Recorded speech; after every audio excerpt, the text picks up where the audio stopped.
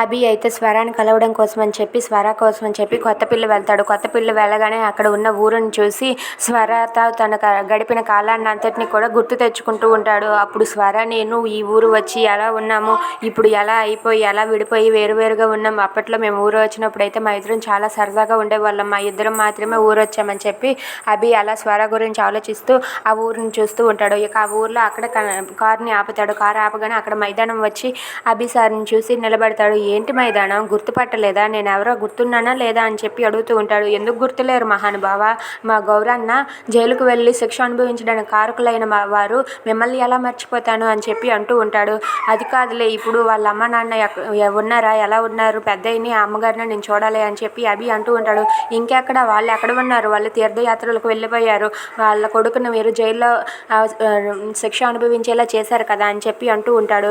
అది విని అభి అయితే ఇలా గుర్తు తెచ్చుకుంటూ ఉంటాడు. అవును, అప్పుడు గౌరికి శిక్ష పడేలా చేసింది నేనే, అందుకే కదా స్వరకి నాకు ఇలా విరోధం వచ్చింది, స్వర నేను విడిపోయామని చెప్పి అభి అయితే గుర్తు తెచ్చుకుంటూ ఉంటాడు. ఇక మైదానం అయితే మా గౌరీ అన్న ఆ జైల్లో శిక్ష అనుభవిస్తుంటే మాకు ఎంత బాధగా ఉందో తెలుసా, ఇదంతటికీ కారణమైన వాళ్ళు మీరే అని చెప్పి అంటాడు. ఇక మైదానం వెళ్ళిపోయాక అభి అయితే అప్పుడు పాత ఇంటికి వెళ్తాడు. పాత ఇంటికి వెళ్ళి అదన్నీ జ్ఞాపకాలన్నీ గుర్తు తెచ్చుకుంటూ ఉంటాడు. అప్పుడు ఈ ఇంట్లో స్వర నేను ఎంత సరదాగా ఉండేవాళ్ళం, స్వర నేను మా ఇద్దరం చాలా హ్యాపీగా ఉండేవాళ్ళం. అప్పుడు స్వరనైతే నేను బాగా ఆట పట్టించేవాడిని, స్వర ఇక ఈ ఇంటిని చూస్తుంటే నాకు స్వరనే గుర్తుకు వస్తుందని చెప్పి అనుకుంటూ ఉంటాడు. అలా ఆ ఇంటిని చూస్తూ ఉండగా ఇద్దరు వ్యక్తులు వస్తారు. నమస్కారం బాబు గారు, ఎలా ఉన్నారని చెప్పి అంటూ ఉంటారు. అది వినగానే అభి అయితే అవును, ఇక్కడ స్వర ఏది అని చెప్పి అడుగుతూ ఉంటాడు.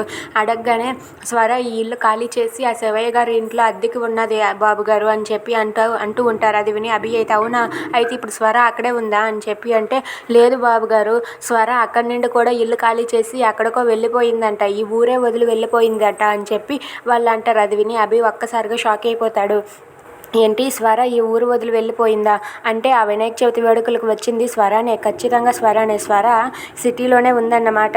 అంటే బాబీ గురించి తెలిసి స్వర ఈ ఊరు వదిలి వచ్చేసిందా, బాబీ గురించి తనకి నిజం తెలిసిపోయిందా అని చెప్పి అభి అయితే కంగారు పడుతూ ఉంటాడు. ఇక సరే నేను వెళ్ళొస్తానని చెప్పి వాళ్ళకి చెప్పేసి అక్కడి నుండి అయితే అభి వెళ్ళిపోతూ ఉంటాడు.